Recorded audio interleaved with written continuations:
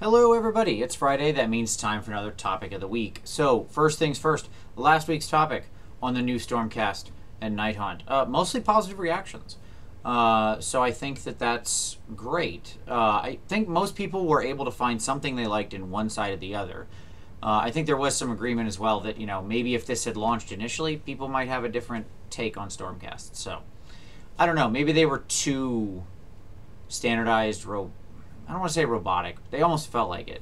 These feel, just the addition of the robes, the open helmets, some of the bespoke elements of these just make them feel so much more interesting the way they draw you in. But who knows? That's an alternative history we'll never experience. But they're here now, and I think most people are excited about them.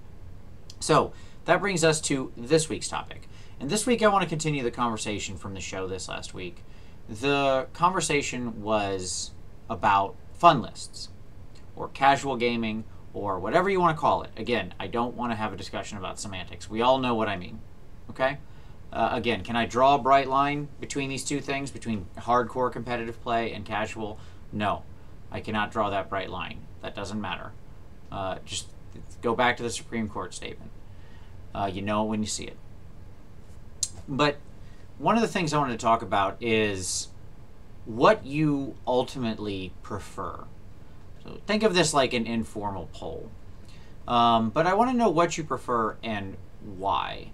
Or if you don't, which is also a perfectly reasonable answer, by the way. What I mean by that is you might like both equally, and that's okay.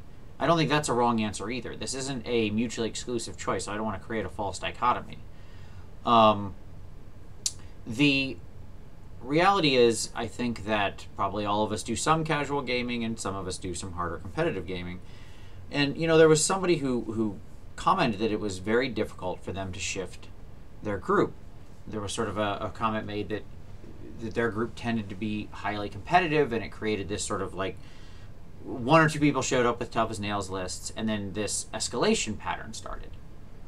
And I thought that was interesting because in the alternative world, one or two people shows up with really hard lists, wins, and then the person turns to them and says, hey, like other people in the group turn to them and say, hey, don't bring lists like that. That's not what we're on about here, man.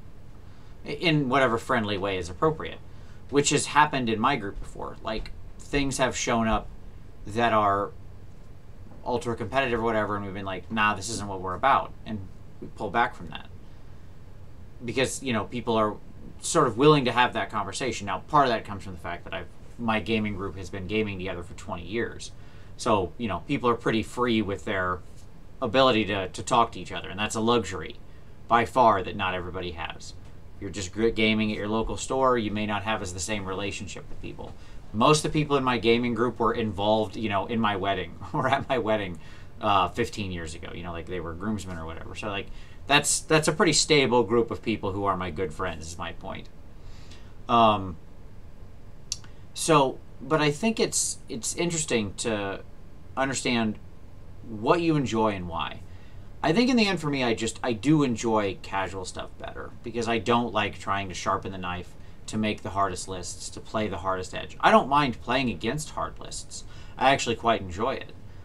Being at tournaments and playing against hard lists I find rather interesting. But I think if it's me, I really just like taking kooky stuff, the models I like, having random fun. That's what I enjoy. And so, that's just my personal taste because I don't like to limit the models I take. I paint what I find looks cool or I'm excited for, and I want to put them on the table. So that's what motivates me, right?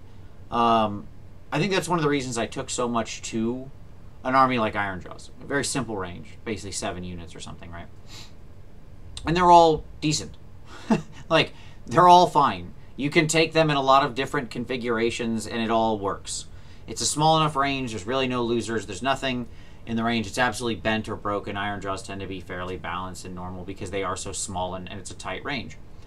And because of that, it's let me play with all the models I want. I can play with the whole range. I don't have to leave this thing that I happen to really like on the side because it's not very good, right? And that's unfortunate when that happens. So Ironjawz has this luxury that it's so small and it falls right in that sweet spot that I don't think many people get angry when they see Iron Jaws across the table. Like, oh, well, look at this guy taking some melee only orcs, discarding entirely basically the shooting phase, and basically having a less than stellar magic phase. But this, whatever. So I'm fascinated by what motivates you to play the type games you like. Is it going to the tournament and proving yourself, improving your sort of strategizing, your list building skill, etc.? Does that motivate you? By the way, that's fine. That's Tom. Like, that's my co-host. He loves that. He's been sending me, like, the number of Daughters of Cain lists that I've reviewed of his and given feedback on is beyond counting at this point. I mean, it's certainly more than 100. All variations, right? Of, like, movements of slight things. That's not that big of a range, folks. I'm probably being conservative when I say 100. That's fine. It's what he likes. I don't mind looking at his lists. But that's how he's engaging, right, with the hobby when he's elsewhere. He's thinking about these lists. So is that kind of a thing that motivates you? Or is it just really like, hey, I like throwing kooky lists. I like playing fun things.